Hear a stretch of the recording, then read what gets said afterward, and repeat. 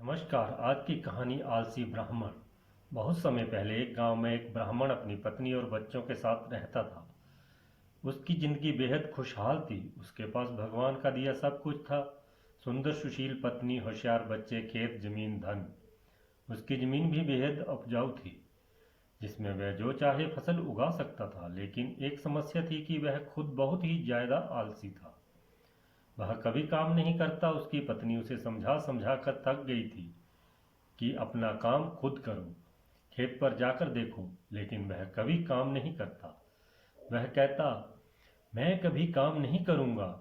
उसकी पत्नी उसके आलस्य से बेहद परेशान रहती, लेकिन वह चाहकर भी कुछ नहीं कर पाती थी। एक दिन एक साधु ब्राह्मण के घर आया और ब्राह्मण ने उसका खूब आदर सत्कार किया।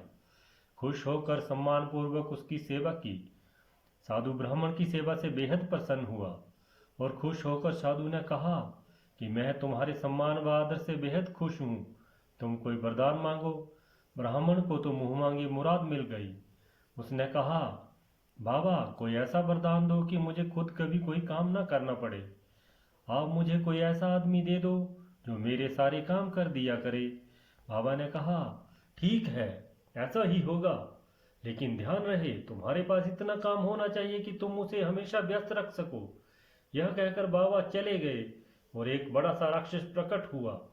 वो कहने लगा, मालिक, मुझे कोई काम दो, मुझे काम चाहिए। ब्राह्मण उसे देखकर पहले तो थोड़ा डर गया और सोचने लगा। तभी राक्षस बोला, जल्दी काम दो वरना मैं तुम्हें खा जाऊंगा। ब्राह्मण ने कहा, जाओ और जाकर खेत में पानी डालो।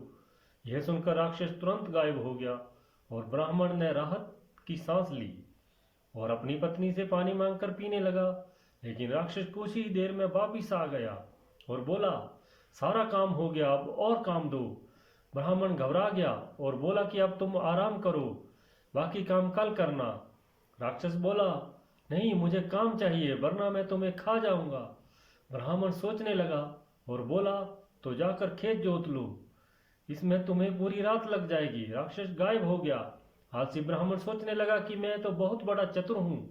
वह अब खाना खाने बैठ गया।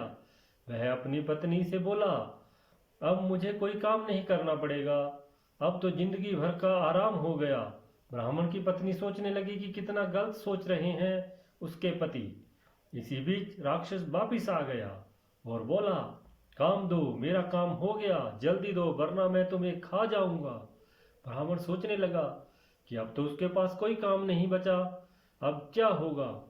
इसी बीच ब्राह्मण की पत्नी बोली, सुनिए, मैं इसे कोई काम दे सकती हूँ क्या।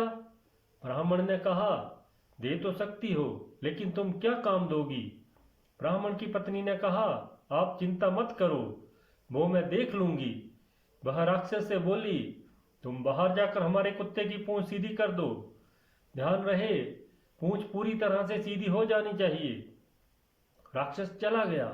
उसके जाते ही ब्राह्मण की पत्नी ने कहा, देखा आपने कि आलस कितना खतरनाक हो सकता है। पहले आपको काम करना पसंद नहीं था और अब आपको अपनी जान बचाने के लिए सोचना पड़ रहा है कि उसे क्या काम दें। ब्राह्मण को अपनी गलती का एहसास हुआ और वो बोला, तुम सही कह रही हो, अब मैं कभी आलस नहीं करूंगा। लेकिन अब मुझे डर इस बात का है कि इसे आगे क्या काम देंगे। यह कुत्ते की पूंछ सीधी करके आता ही होगा। मुझे बहुत डर लग रहा है, हमारी जान पर बनाई, अब तो ये हमें मार डालेगा। ब्राह्मण की पत्नी हंसने लगी और बोली, डरने की बात नहीं, चिंता मत करो, वो कभी भी कुत्ते की पूंछ सीधी नहीं कर पाएगा। वहां राक्षस लाख कोशिशों के बाद भी कुत्ते की पूंछ सीधी नहीं कर पाया। पूंछ छोड़ने के बाद फिर टेढ़ी हो जाती। रात भर वह यही करता रहा। ब्राह्मण की पत्नी ने कहा, अब आप मुझसे वादा करो कि कभी आलस नहीं करोगे और अपना काम खुद करोगे। ब्राह्मण ने पत्नी से वादा किया और दोनों चैन से सो गए। अगली सुबह ब्राह्मण खेत जाने के लिए घर से निकला तो देखा राक्षस कुत्ते की पूंछ ही सीधी कर रहा था। उसने राक्षस को छेड़ते हुए पूछा, क्या हुआ, अब तक काम पूरा नहीं हुआ क्या। जल्दी करो, मेरे पास तुम्हारे लिए और भी काम है। राक्षस बोला, मालिक, मैं जल्द ही ये काम पूरा कर लूंगा।